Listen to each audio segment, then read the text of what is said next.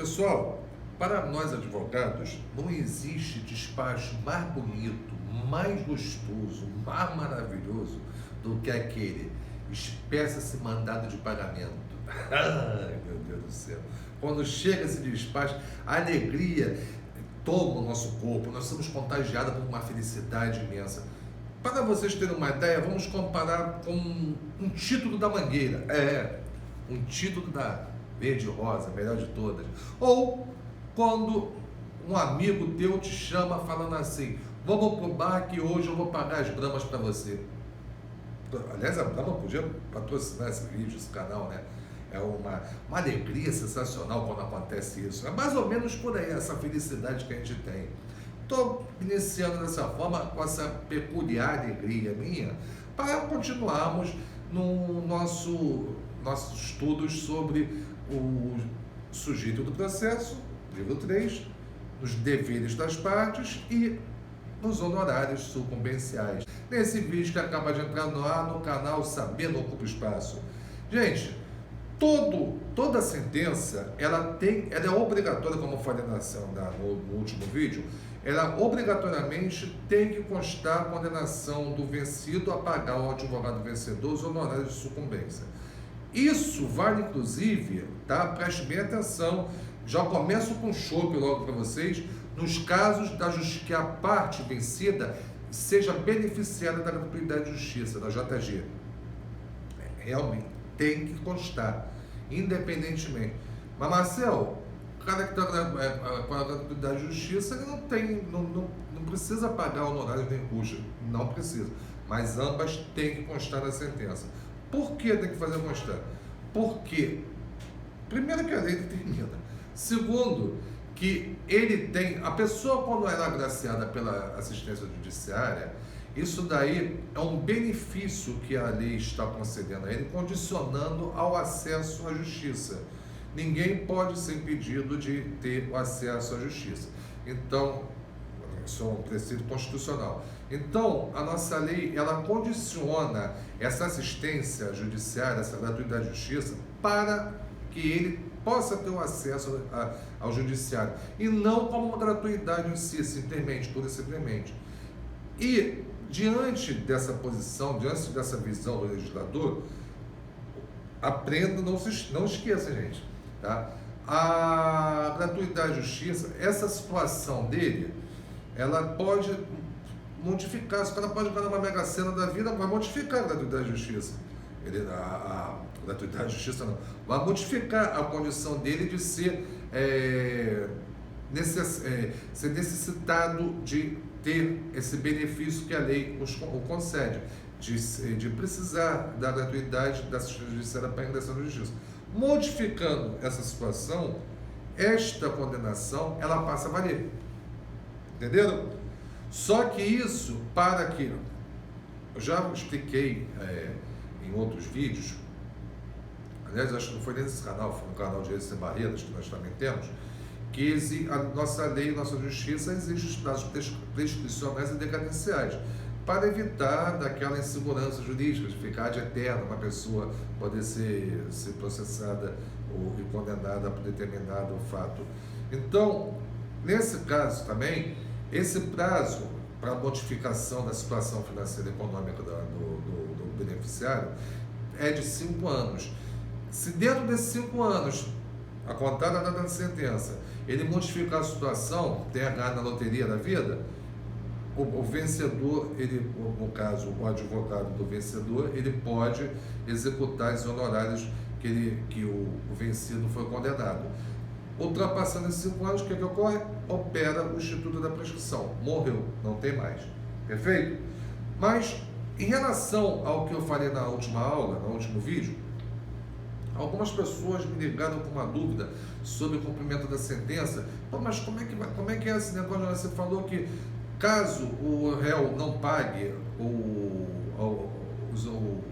que ele foi condenado dentro do prazo de 15 dias, lá do parágrafo 1º, artigo 523, aí sim tem honorários, senão não terá honorários. Gente, é simples, tá? Esses honorários, quando você entra com uma ação, a sentença condenará o vencido a pagar ao vencedor os honorários advocatícios. Quando você Acabou, transitou em julgado aquela sentença, você vai pegar o quê? Você vai apresentar a sua planilha de crédito, um pouquinho de prática forense, a sua planilha de crédito, para que o juiz intime o réu a pagar aquilo espontaneamente, ou seja, isso inicia o cumprimento espontâneo da sentença. Neste momento da intimação do réu para que pague o que ele deve ao autor, inicia-se o cumprimento espontâneo da sentença. Dentro desse prazo, ele não vai ser obrigado a pagar os honorários constantes do parágrafo 1º do artigo 85. Tá? Inclusive, você vai ver, existe súmula do STJ sobre isso, bem claro sobre isso. Só haverá essa necessidade caso ele não cumpra espontaneamente a sentença. Aí sim, ele será condenado, além da multa prevista nesse mesmo parágrafo 1º do artigo 523, aos honorários advocatícios do mesmo dispositivo legal. Mas você não está entendendo, é simples, cumula, gente. Você vai ter a garantia desses honorários que você ganhou na sentença com esses daqui do não cumprimento da sentença. Ou seja, você soma, ganhou 10% aqui, mais 10% aqui da verba honorária, bom, 20%, você terá 20% de direito. Entenderam?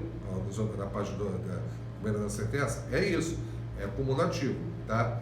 Agora, prosseguindo, o Código, esse primeiro parágrafo do artigo 85, ele dispõe também que serão devidos honorários nas execuções resistidas ou não e nos recursos cumulativamente.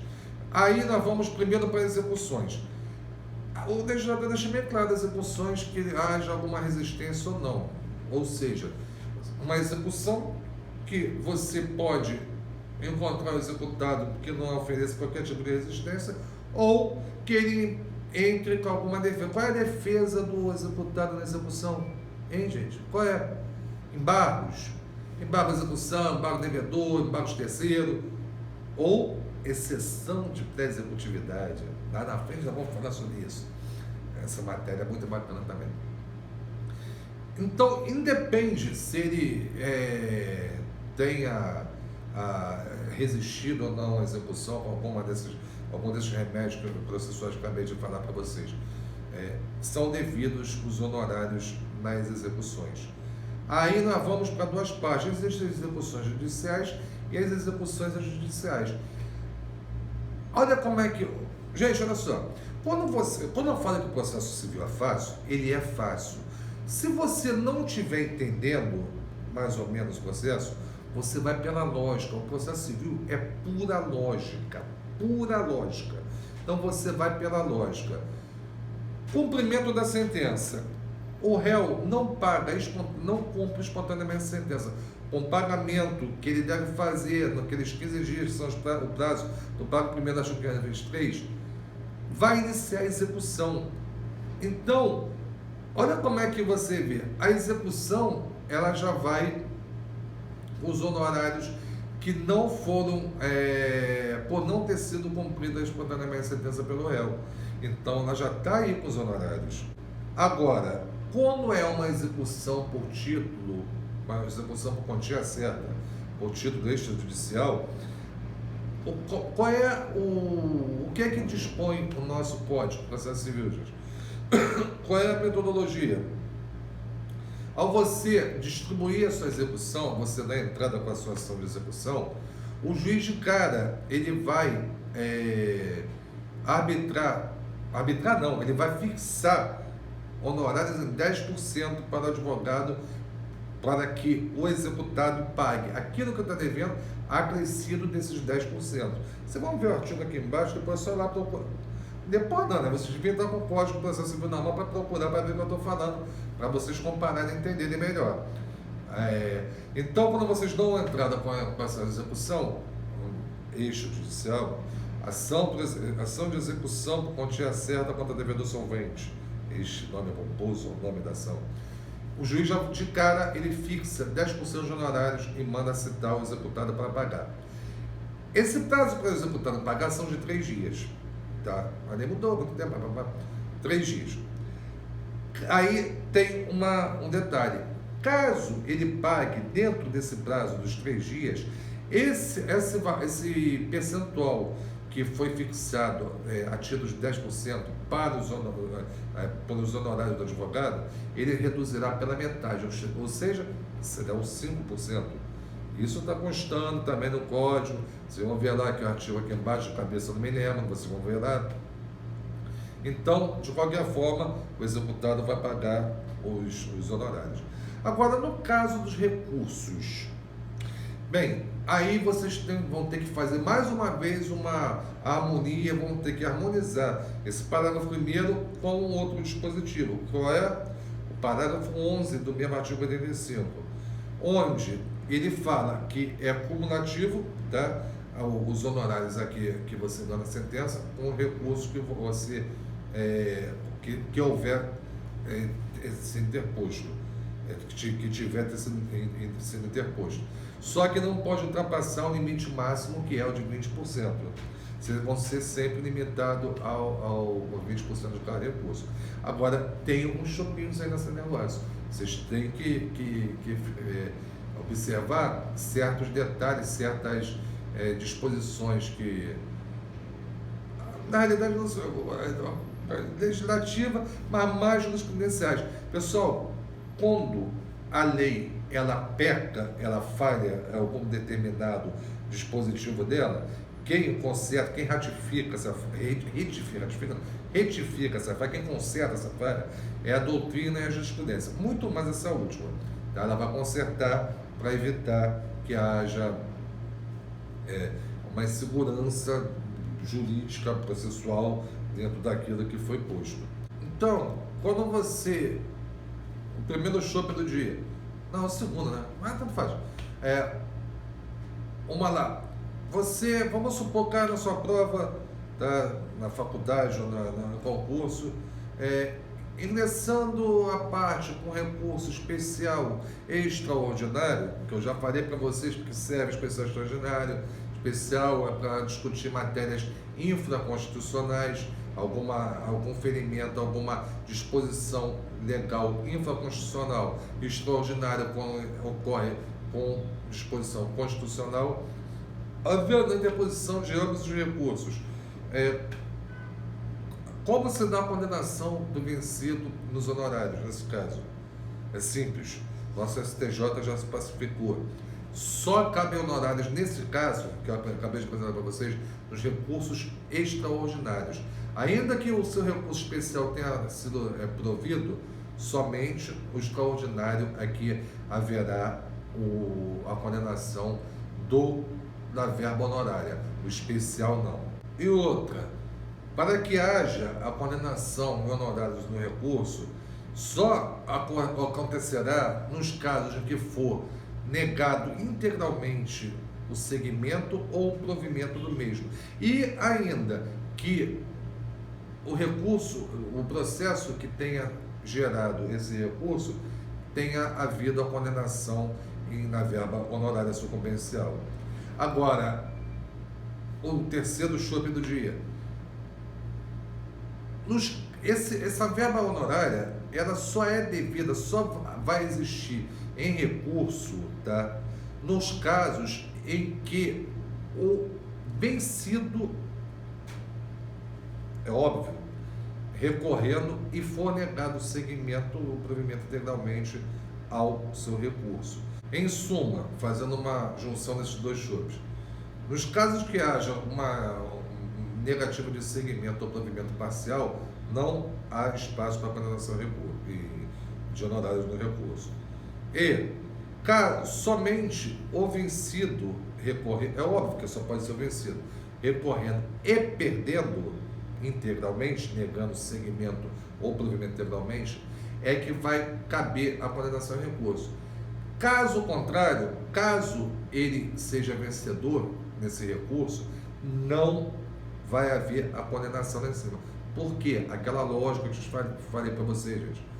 Porque quando você consegue o seu objetivo recursal, ou seja, uma reforma da sentença, seja ela essa reforma parcial ou total, os ônus sucumbenciais, no caso do parcial, você já expliquei que não cabe honorários, óbvio. Mas, no caso da reforma total, no provimento total do recurso do vencido, esses ônus sucumbenciais se invertem, gente. Porque o nosso código ele fala, o vencido pagará ao vencedor tanto as custas como os honorários do advogado vencido. Os honorários vencedor. Então, A entrou com uma ação e teve sucesso. B apelou, entrou com recurso de apelação. Se o B aqui ele foi condenado a pagar as custas 10% de honorários ao advogado vencedor. Se nessa apelação que o B fez, ele conseguir reformar, parcialmente eu já expliquei a vocês que não há como gerar, isso é entendimento do STJ, tá, gente? Posicionamento é uma posição pacificada, não haverá condenação de honorários aqui nesse caso do recurso, caso seja parcial ao segmento ou ao provimento. Mas caso o B consiga o provimento total do seu pedido recursal, o que é que vai acontecer? A sentença vai ser reformada. Reformando essa sentença, ele vai passar a ser vencedor aqui embaixo, entendeu? Ele não estava vencido, ele recorreu, não ganhou o recurso dele, ele passará aqui embaixo, então o quê? Ser vencedor, ele vai modificar a decisão da sentença. Sempre lembrando total, reforma total. Modificando, o que é que o código fala? A sentença condenará o vencido a pagar o vencedor. Ele não vai passar a ser vencedor? Então, inverte-se os ônus sucumbenciais. É por isso que não há condenação de honorários no caso do provimento do recurso do vencido. Lá em cima, porque existe inversão dos ônus sucumbenciais. E o último chope, gente. Essa verba honorária sucumbencial, ela somente é devida nos casos em que houver o recurso para tratar do objeto, do mérito da causa. Portanto, o agravo de instrumento ou embargo de declaração não estão encaixados nessas situações de condenação de honorários em recursos. Perfeito? Gente, hoje acabamos de falarmos sobre o parágrafo 1º, artigo 85 e alguns outros artigos que o Código ele dispõe em vários momentos condenações de honorários, tá? Durante a nossa trajetória nós vamos observar e finalizamos o primeiro parágrafo do artigo 85, matéria de honorários, essa matéria maravilhosa. E hoje teremos aquele quadro maravilhoso que é Curiosidades Históricas do Direito Brasileiro. E nesse quadro hoje vamos falar sobre a nossa primeira Constituição, a Constituição outorgada por Dom Pedro I, já começa porque ela foi outorgada, né? Em 25 de março de 1824. E é que mais tempo durou, gente. Ela durou até a República, 1889. Então, olha quanto tempo que ela durou. Nenhuma outra Constituição durou tanto tempo nesse país. Mas, para que essa Constituição nascesse, gente, vocês não sabem a briga, o tumulto. Naquela época, uma época muito primitiva, as pessoas eram muito rudes, tá? Então elas viviam brigando, tinham radicais, tinham de um lado os petistas, outro lado os coxinhas, mortadela coxinha, vá para Cuba, seu fascista, era mais ou menos assim, totalmente inimaginável nos dias de hoje você pensar que no Brasil nós já vivíamos momentos como este, né? Hoje nós vivemos um momento de paz, de harmonia, uma moderação, um povo moderado, mas naquele tempo não, naquele tempo tinha muito disso. E o que é que acontecia? Para poder ser feita, elaborada essa Constituição, já começou que após o dia 7 de setembro de 1822, iniciou-se uma guerra entre essas duas alas, essas duas facções, não é Comando Vermelho, não é isso, essas duas facções, uns desejando que o poder emanasse do povo, outros desejando ainda que nós vivêssemos à sombra as ordens de Portugal.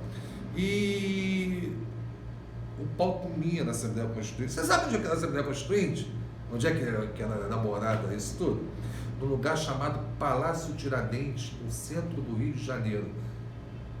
Eu ia falar vulgarmente, mas não vou falar isso. Se eu fosse leviano, eu falava vulgarmente, conhecido como Assembleia Legislativa do Rio de Janeiro. Mas como eu não sou liviano, não vou citar isso. Então, Dom Pedro I, depois do regime português, ele queria um equilíbrio das classes sociais que disputavam a política no Brasil, em especial os escravocratas, que temiam da população, que era majoritariamente negra, tá? E os imigrantes que ainda tinham aquele viés português, aquele viés político português. Além disso, ele queria criar uma Constituição liberal, que não fosse tirânica e que respeitasse, não só respeitasse, atendesse aos anseios do povo, mais ou menos nos moldes da Constituição, das Constituições europeias. Então, ele permitiu a um Conselho de Estado formados por eminentes juristas que elaborassem esse texto, no qual esse Conselho de Estado, esses eminentes juristas, eles buscaram controlar, ou ao menos tentar controlar, o poder do monarca, com características, praticamente uma cópia daquela Constituição Francesa de 1814. Boa parte desses constituintes eles eram liberais democratas e queriam que o rei, que Dom Pedro I, ele respeitasse a Constituição, o Congresso, a Constituição, o poder do povo, que respeitasse a lei. Já Dom Pedro não, Dom Pedro ele queria ter o controle absoluto da causa. Não, eu mando, eu prendo e arrebento, eu prendo e solto. Dom Pedro I queria isso, ele não queria que a Constituição, apesar da ideia dele de ser liberal, de querer uma Constituição liberal, ele queria, no fundo, ter o poder de veto de qualquer lei que fosse, qualquer decisão que fosse tomada no Congresso da época. Então, existia essa divergência, desavença entre esse povo, essa parcela considerável dos integrantes da Assembleia Constituinte, que eram liberais democratas, com a intenção de Dom Pedro, apesar deste querer uma Constituição liberal. Mas existia esta divergência. Então, o que Dom Pedro fez? Cansado desse, eu quero ver poder de veto. Não pode. Rei, nós temos que dar o poder ao legislativo, o poder ao povo. Não, quero poder. Essa briga toda, o que Dom Pedro fez? Em 12 de novembro de 1923, ele mandou o exército invadir o plenário da Assembleia Constituinte na época e prendeu esses deputados que eram contra ele e por cima exilou. Vocês são contra mim? Estão tudo presos e vão bem para nós. Exilou todo mundo. Tá? Aí o que Dom Pedro fez? Dom Pedro I pegou 10 pessoas da total confiança dele e começaram a elaborar essa Constituição. Tiveram diversas reuniões a portas fechadas para poder elaborar essa Constituição, que acabou sendo confeccionada da forma que Dom Pedro I obviamente queria. Até porque esses 10 homens de total confiança de Dom Pedro I eram do Partido Português. Então estava tudo em casa, estava tudo dentro de como teria que ser feito, né? Dom Pedro I de boa nem a cara tinha. Então, em 25 de março de 1823, Dom Pedro I otorgou a primeira Constituição, né? Em 1824, Dom Pedro I otorgou a primeira Constituição brasileira e seus principais pontos eram que o governo era uma monarquia unitária e hereditária, existiam 4 poderes, além do legislativo, executivo, judiciário, tinha poder moderador, e esse poder moderador, esse foi o X da questão. Acho que esse poder moderador foi o calcanhar de Aquiles, né? Porque foi aquele ocupado pela essa briga toda, esse pessoal radical. O que aconteceu? O poder moderador ele foi criado para poder apaziguar os ânimos, resolver impasses, desavenças. Mas na realidade, ele dava a Dom Pedro I o poder total, a autoridade máxima, inclusive de veto, podendo chegar ao ponto que, se desejasse, dissolveu a Câmara dos Deputados. E ela estabelecia também como a religião oficial do país o catolicismo. As outras, podendo, contudo, a liberdade de culto a outras religiões, porém somente doméstica, ou seja, em casa. Você não podia fazer qualquer culto religioso de qualquer outra religião que não fosse catolicismo na rua. E as eleições eram abertas, indiretas e censitárias, ou seja, varia, isso daí tinha em conta o poder financeiro da pessoa para poder ter o direito a voto. Pobre, não, a vida, desde que o mundo é mundo, pobre não tem direito a nada. E não fugiu à regra dessa Constituição.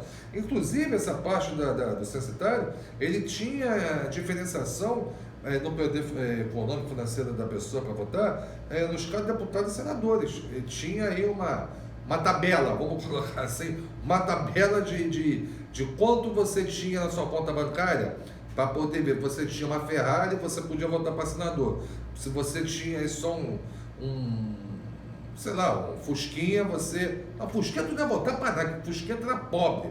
Você só poderia votar para deputado se você tivesse uma condição menor. Existia isso, era uma coisa brilhante, né? Só os ricos podiam votar. Então vocês imaginam como devia ser a vida dos pobres, já que os ricos, certamente, eles deviam observar muito a população mais carente.